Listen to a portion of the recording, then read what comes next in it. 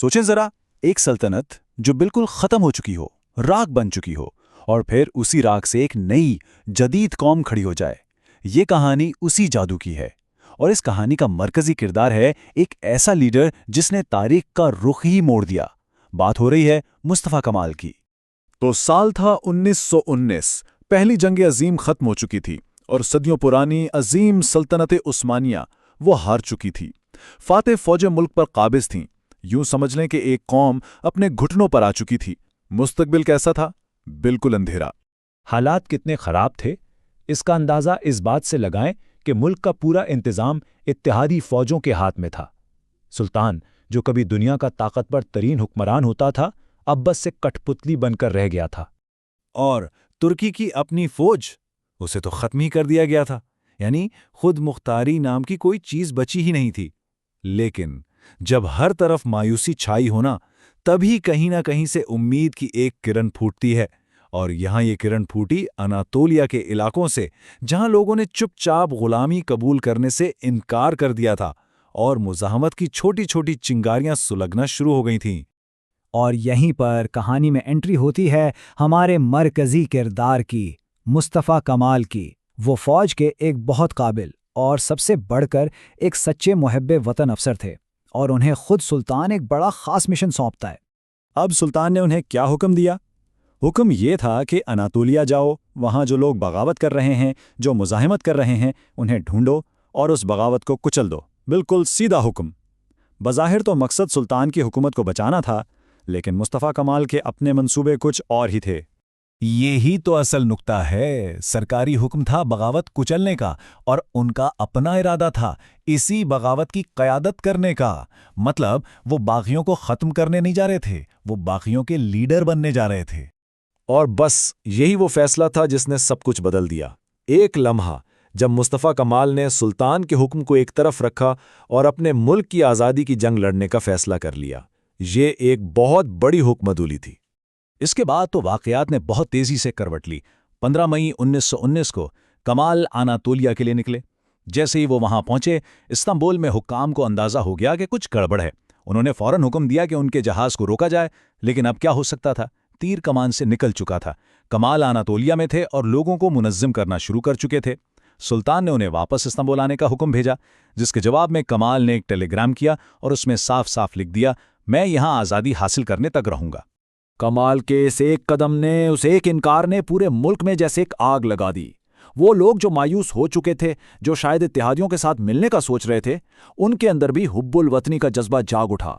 अब लोग उनके साथ आकर मिल रहे थे क्योंकि उन्होंने फैसला कर लिया था कि गुलामी की जिंदगी से मौत बेहतर है।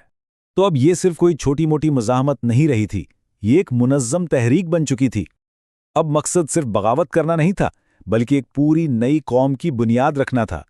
एक ऐसी जंग की तैयारी हो रही थी जो तुर्की का मुस्तकबिल हमेशा के लिए तय करने वाली थी। और इस सिमत में सबसे बड़ा कदम था ग्रैंड नेशनल असेंबली का क़याम। 23 अप्रैल 1920 को मुस्तफ़ा कमाल की सदारत में ये असेंबली बनी, और ये कोई आम पार्लियामेंट नहीं थी। इसने आते ही ऐलान कर दिया कि अब से तुर्क अवाम के असली नुमाइंदे हम हैं, सुल्तान नहीं।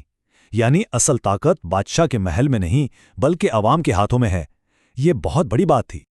अच्छा, जब इत्तेहादियों ने देखा कि ये नई हुकूमत तो काबू में नहीं आ रही, तो उन्होंने एक और चाल चली। उन्होंने यूनान को तुर्की पर हमला करने के लिए भड़का दिया और एक बहुत बड़ी जंग छिड़ गई। लेकिन 21 अगस्त 1921 का दिन, ये वो दिन था जब मुस्तफ़ा कमाल की फौज ने यूनानियों को ऐसी शिकस्त दी कि जंग का नक्शा ही बदल गया। और इस फतह के साथ ही 600 साल से ज्यादा पुरानी सल्तनत उस्मानिया का बाब हमेशा के लिए बंद हो गया। सुल्तान को मुल्क छोड़ना पड़ा, बादशाहत खत्म हुई और जमहूरियत का दौर शुरू हुआ। आखिरकार 29 अक्टूबर 1923 को बाकायदा तौर पर जमहूरियत तुर्की का ऐलान हुआ, और इस नई जमहूरिया के पहले सदर कौन बने? जाहिर है, मुस्तफ़ा कमाल। देखें, जंग जीतना तो एक मंजिल थी, लेकिन असल और शायद इससे भी बड़ा काम तो अब शुरू होना था। एक ऐसी कौम को जोड़ना जो जंगों से टूट चुकी थी, और उसे नए सिरे से तामीर करना। सदर बनने के बाद मुस्तफ़ा कमाल ने इस्लाहात का एक ऐसा सिलसिला शुरू किया जिसने तुर्की को पहचानना ही मुश्किल कर दिया। और ये तब्दीलियां सिर्फ सियासत तक महदूद नहीं थीं। नहीं, ये तो एक पूरा सकाफती इनकलाब था। मकसद क्या था? तुर्की को एक जदीद, एक सेकुलर मुल्क बनाना। तो क्या कुछ बदला? پرانا عربی رسم الخط ختم کر کے نیا رومن رسم الخط لایا گیا۔ عورتوں کے پردے کو ختم کیا گیا تاکہ وہ معاشرے میں آگے آئیں، یہاں تک کہ روایتی ٹوپی کی جگہ ہیٹ نے لے لی، یعنی ہر سطح پر تبدیلی لائی جا رہی تھی۔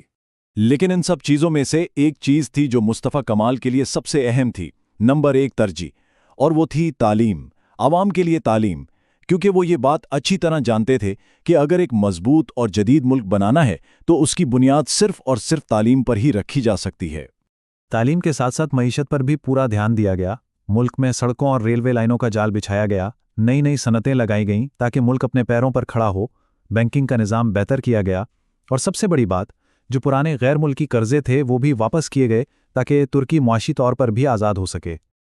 اور ان سب کوششوں کا نتیجہ واقعی حیران کر دینے والا تھا۔ چند ہی سالوں میں ترکی نے اتنی ترقی کر لی، اتنی تیزی سے خود کو بدل لیا کہ جتنی ترقی کے لیے دوسری قوموں کو کئی دہائیاں لگ جاتیں۔ تو آخر میں سوال یہی رہ جاتا ہے کہ ایک سلطنت کی راکھ سے ایک پوری جدید قوم کھڑی کرنے کے لیے آخر چاہیے کیا ہوتا ہے؟ مصطفیٰ کمال کی یہ کہانی ہمیں شاید یہی بتاتی ہے کہ اس کے لیے چاہیے ایک لیڈر کا ویژن، اس کی ہمت، اور ایک ایسی قوم جو اس پر بھروسہ کر کے اس کے ساتھ چل پڑے۔ یہ کہانی اس بات کا ثبوت ہے کہ اگر ارادہ مضبوط ہو تو راکھ کے ڈھیر سے بھی ایک نیا ملک بنایا جا سکتا ہے۔